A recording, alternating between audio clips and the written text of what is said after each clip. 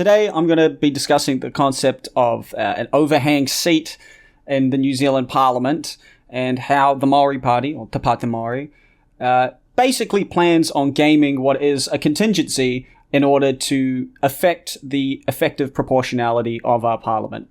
The New Zealand Parliament has 120 seats. That is comprised of a certain amount of electorate MPs, and then the rest is topped up proportionally from party lists.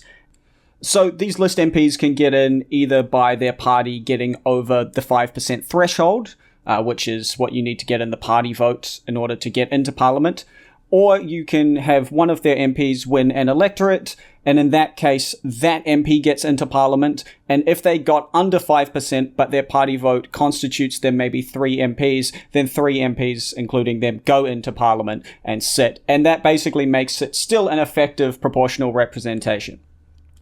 There are, however, examples where parties have won more electorate seats than their party vote would give them. In this case, you get what's known as an overhang. For instance, at the last general election, Te Pāti Māori won 6 out of 7 of the Māori electorates, but their party vote only entitled them to 4 seats.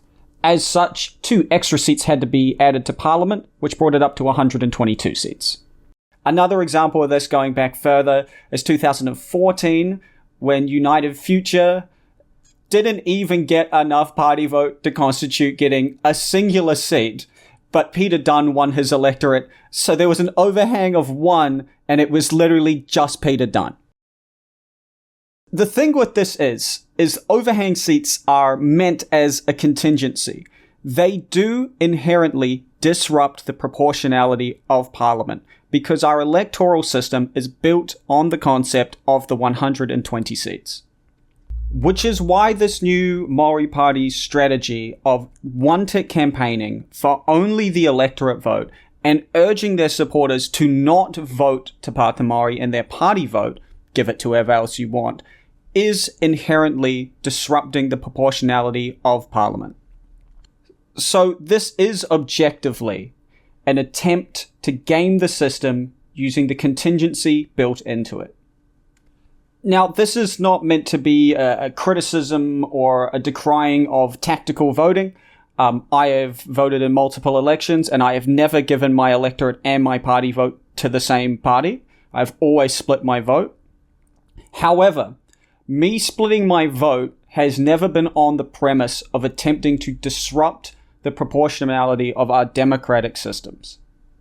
This is an attempt to disrupt the proportionality of Parliament, which is therefore inherently an attempt to sabotage the democratic process. The left-wing parties should criticize this. Labour has criticised this. Labour should rule out working with Te Pāti Māori, should have done that about a year ago at this point.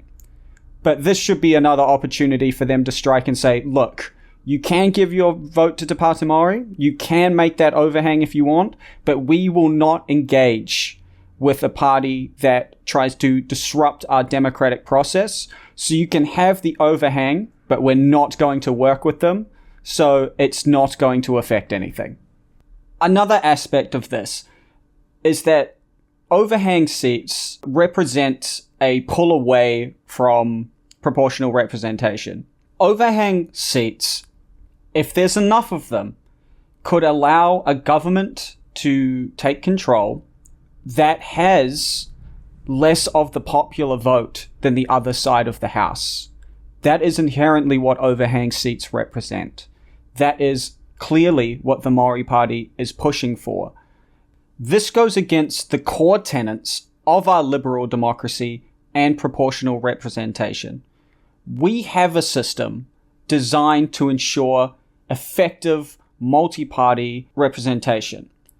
The system that allows for a much more diverse range of representation. By attempting to game the overhang seat contingency, you go against our democratic process and you harm the effective proportionality of Parliament, and you harm people's faith in MMP and our systems. It is inherently illiberal. It should be decried by all other parties.